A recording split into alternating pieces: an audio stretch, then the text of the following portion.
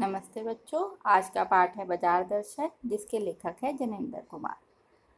इस पाठ में कई साल पहले लेखक ने जो बातें लिखी हैं वे आज के समय में भी बहुत सही बैठती हैं, क्योंकि आज उपभोक्तावाद की संस्कृति जिस तरह से फल फूल रही है, बढ़ रही है, उसे देखकर तो यह समझ में आता है कि बाजार का जादू लोगों पर बहुत जल्दी असर करता है।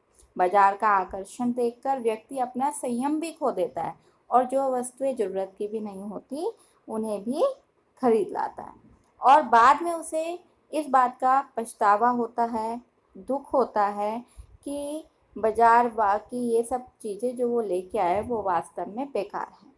बाजारवाद ने जिस तरह से लोगों पर अपनी पकड़ बनाई हुई है, यह सही नहीं है, ये बिल्कुल गलत है, समाज के विकास के लिए सही नहीं है। और इस तरह का जो अर्थशास्त्र है वो बाजारवाद को बढ़ावा देता है, जो से लेखक ने क्या कहा है, अनीति शास्त्र, अर्थात इसमें नीति नहीं है, ये वास्तव में लोगों को मजबूर करती है, बाजार की चमक धमक लोगों को अनावश्यक वस्तुएं खरीदने में। अब लेखक कहते हैं कि बाजार की सार्थकता किसमें है। बाजार की सार्थकता इसमें है कि वह आपकी जरूरत का सामान ही आपको दे, अर्थात आपकी उपयोगी वस्तुएं आपको उपलब्ध कराए और गैर जरूरी चीज़ों को की ओर आपका आकर्षण ना बढ़ाए। लेकिन ऐसा नहीं होता, बाजार की चमक धमक लोगों को प्रभावित करती ही करती है। तो इसी बात को समझाने के लिए उन्होंने यहाँ पर 2-3 उदाहरण दिए हैं, 2 उदाहरण अपने मित्र के और एक पड़ोसी का। तो चलिए पाठ शुरू करते हैं। एक बार की बात है, लेखक अपने मित्र की बात बता रहे हैं कि मेरे मित्र बाजार गए और मतलब गए तो थे कुछ मामूली सी चीज़ लेने पर, जब लौटे तो वो उनके हाथ में बहुत सारे बंडल थे। तो लेखक ने उनसे पूछा ये सब क्या है, तो उन्होंने जो है सारा इस सामान का जो सामान वो खरीद के लाए हैं उन सबका सारा कारण अपनी पत्नी को बता दिया। उन्होंने कहा कि ये पत्नी की ही महिमा है और उसी महिमा का मैं कायल हूँ। कायल मतलब मैं उसकी बात को नहीं टाल सकता, और आदिकाल से ही इस विषय में पति से पत्नी की प्रमुखता जो है वो प्रमाणित है, और वह व्यक्तित्व का प्रश्न नहीं, स्त्रीत्व का प्रश्न है। स्त्री ना जोड़े तो मैं क्या जोड़ूं। अब यहाँ पर जो लेखक का जो मित्र जो भी कुछ वस्तु खरीद के लाया उन सबका कारण क्या बताता है, अपनी पत्नी को।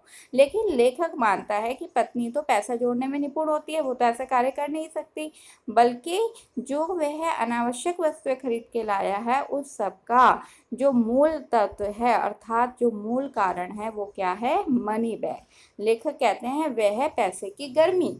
बाजार की चमक धमक हमें आकर्षित करती है, ये सही बात है, लेकिन जब हमारे पास पैसा होगा तभी तो हम उसे खरीदेंगे।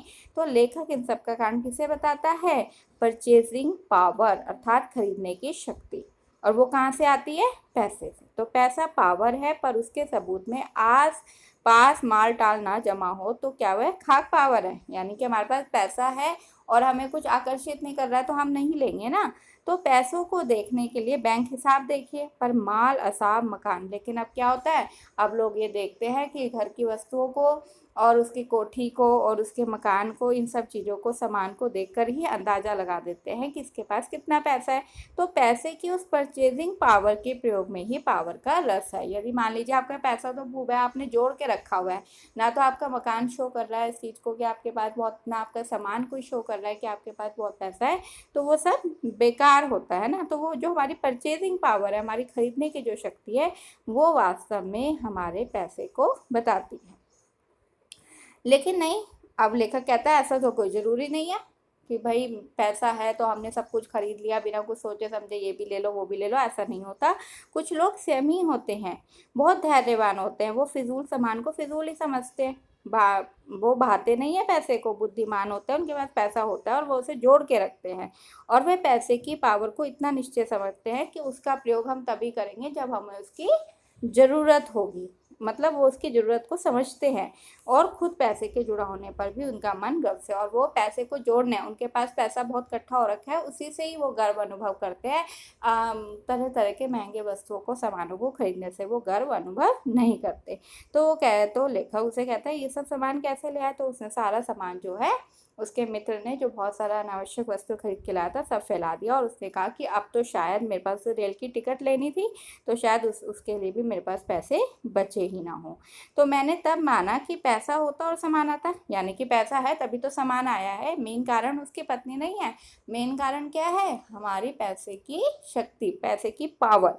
वह सामान ज़रूरत का नहीं था तब भी परचेजिंग पावर के अनुपात में आ गया, क्योंकि पैसा था, खरीदने की शक्ति थी, इसलिए हम खरीद लाए।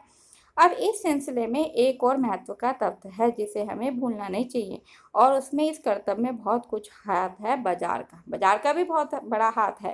अब लेखक का मित्र कहता है ये सब तो मैं नाहक मतलब बेकार ही ले आया। अब इन सब में बच्चों किसका महत्व है? पहला उसने क्या बताया कि पैसे की पावर, है ना, और दूसरा उसने क्या कहा? बाजार दर्शन। बाजार का भी बहुत बड़ा महत्व होता है जब हम बहुत सारी चीज़ें कर ले आते हैं। बाजार की चमक धमक, उनका आकर्षण जो है वो हमें इस तरह से मजबूर कर देता है, सजा सजा कर वस्तुएं दिखाते हैं जो दुकानदार, वो हमें इस तरह से मजबूर कर देता है कि हम जो है ना चाह कर भी वस्तुओं को ले लेते हैं। अब उसका मित्र बोला कुछ ना पूछो, बाजार है कि शैतान का जाल, ऐसा सजा सजा कर माल रखा था कि बेहयाई हो जो ना फंसे। मतलब सभी व्यक्ति उसे बाजार के चमक धमक को देखकर ले लेते हैं। मैंने मन में कहा ठीक, बाजार आमंत्रित करता है और मुझे लूटो। लेखक ने कहा सही बात है, बाजार की चमक धमक हर व्यक्ति को आकर्षित करती है। उसका रूप, उसका आकर्षण होता ही इस तरह से है कि आप ना चाहते हुए भी बहुत सारी वस्तुओं को ले लेते हो। ये उसमें खूबी होती है कि वो जो है आपको कहता है। अब आपने देखा होगा, आप कई बार बाजार जाते हैं, आपको कोई चीज़ नहीं भी लेनी है तो भी दुकानदार आपसे क्या कहता है? अरे देख लीजिए, देखने में क्या हर्ज है। और देखते देखते ही आपका मन जो है वो लोभी बन जाता है और आप उस वस्तु को ले लेते हैं। तो वो जो दुकानदार आपसे आग्रह कर रहा है वो आपके अंदर तिरस्कार को जगाता है, लेकिन ऊंचे बाजार का आमंत्रण।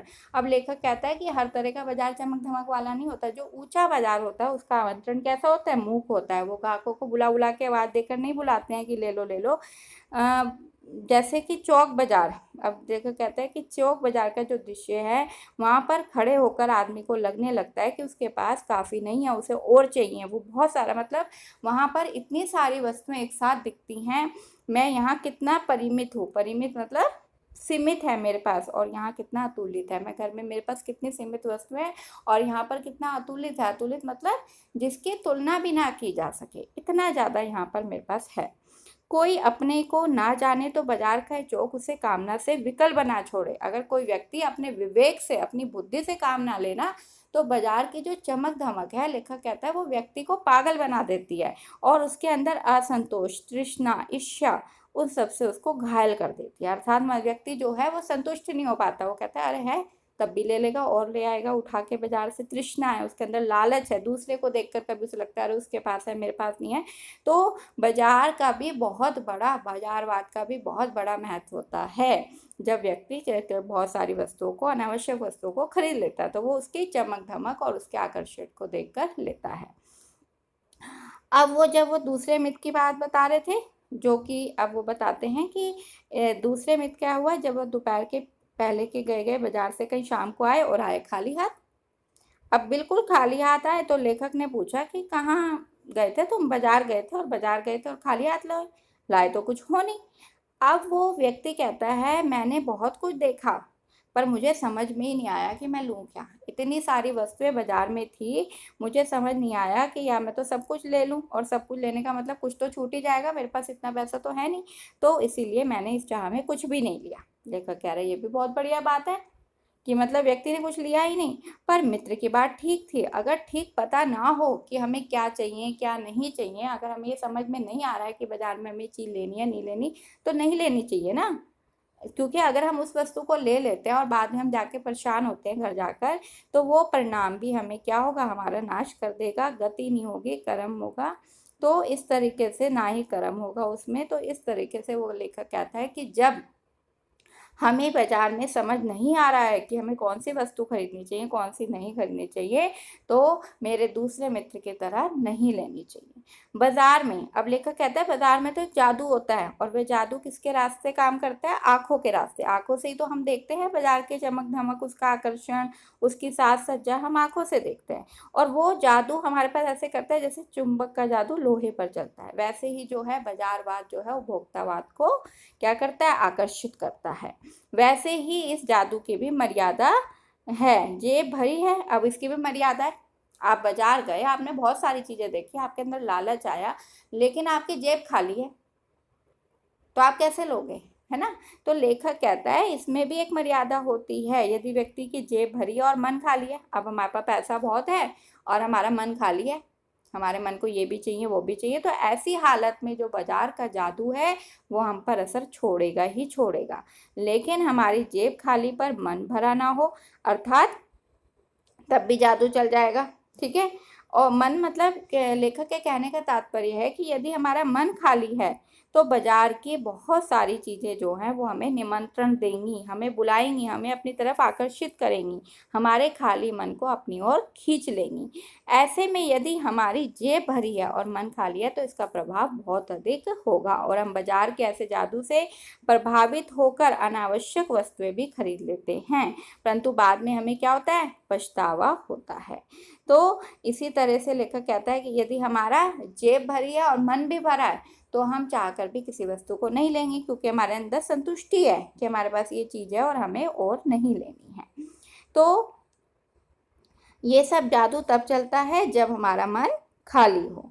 सभी सामान जरूरी और आराम को बढ़ाने वाला मालूम होता है उस समय जादू की सवारी उतरी कि पता चला, और जब बाजार का जादू, जब हम घर गए और बाजार का जादू हमारे से उतरा तब पता चला कि हम तो बेकार की चीजें उठा लें। ठीक है, ये तो हमारे कोई आराम में मदद नहीं दे रही है, हमारे को परेशान कर रही हैं और बहुत ज़्यादा बेकार निकलती हैं। तो थोड़ी देर को स्वाभिमान को जरूर सेक मिल जाती है, पर इससे अभिमान की जो गिल्टी है उसको खुराक मिलती है। जो हम अपना अभिमान दिखाकर, अकड़ दिखाकर, पैसे की पावर दिखाकर जो वस्तुएं ले आते हैं हम, वो हमें क्या देती है, पछतावे के सिवा कुछ नहीं देती।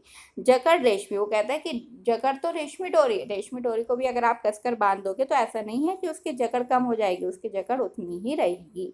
पर उस जादू को जकड़ से बचने का एक सीधा सा उपाय लेखक ये भी बताते हैं, वे ये है कि बाजार जाओ तो खाली मन ना हो, मन हमारा हमेशा भरा होना चाहिए, हमें पता होना चाहिए कि हमें क्या लेना है क्या। अब मन खाली हो ऐसा तो हो ही नहीं सकता, हमारे अंदर तृष्णा, चाहे पैसा ना हो लेकिन फिर भी हमारे अंदर ये होता है कि हम ये ले लें, हमारे अंदर एक चाह जरूर होती है।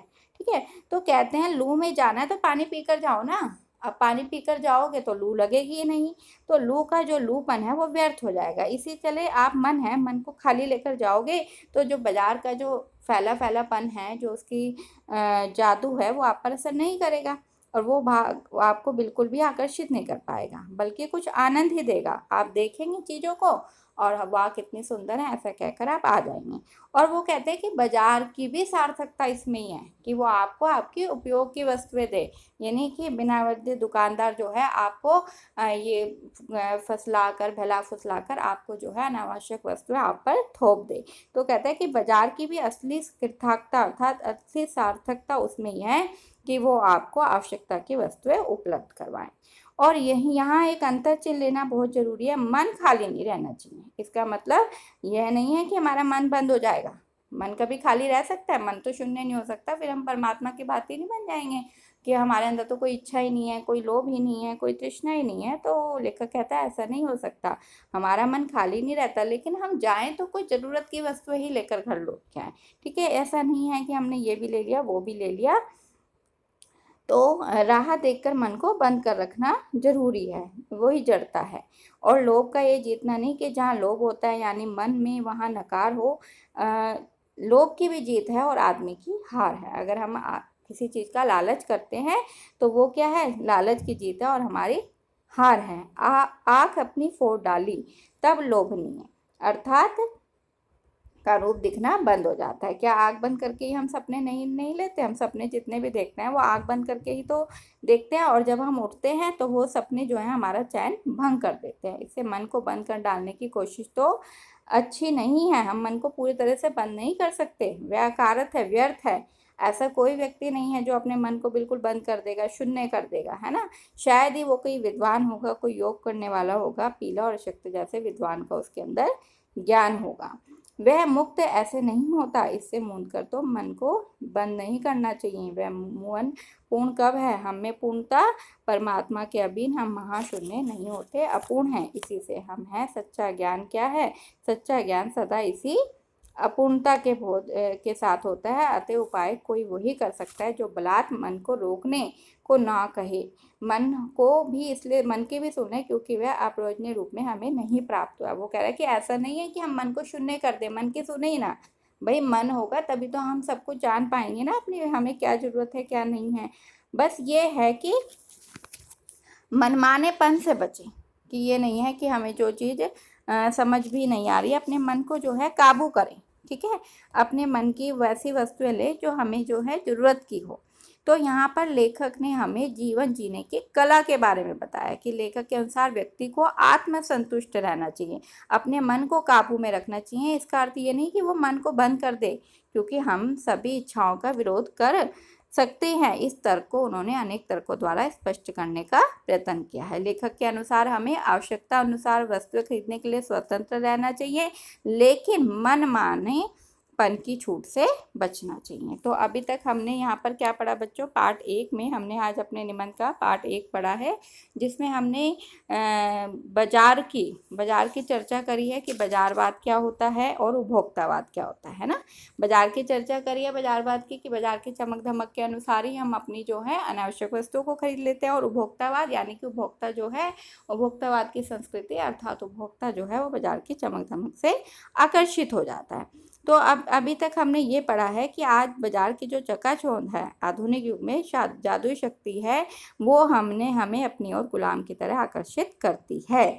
इसीलिए लेखक ने यहाँ लोगों को आगाह करते हुए कहा है कि हमें अपनी आवश्यकताओं को ठीक ठीक समझना चाहिए तथा उसी के बाद खरीदारी करनी चाहिए। यदि हम ऐसा नहीं कर पाएंगे तो क्या होगी? बाजार की चमक धमक में हम फंस कर रह जाएंगे और हमारे अंदर क्या पैदा हो जाएगा? असंतोष, तृष्णा और ईर्ष्या रह जाएगी। इसलिए हमें सोच विचार कर आवश्यकता अनुसार बाजार का प्रयोग करना चाहिए। तो यहाँ पर हमारे निबंध का पार्ट 1 समाप्त होता है। अपनी अगली कक्षा में हम पार्ट 2 पढ़ेंगे।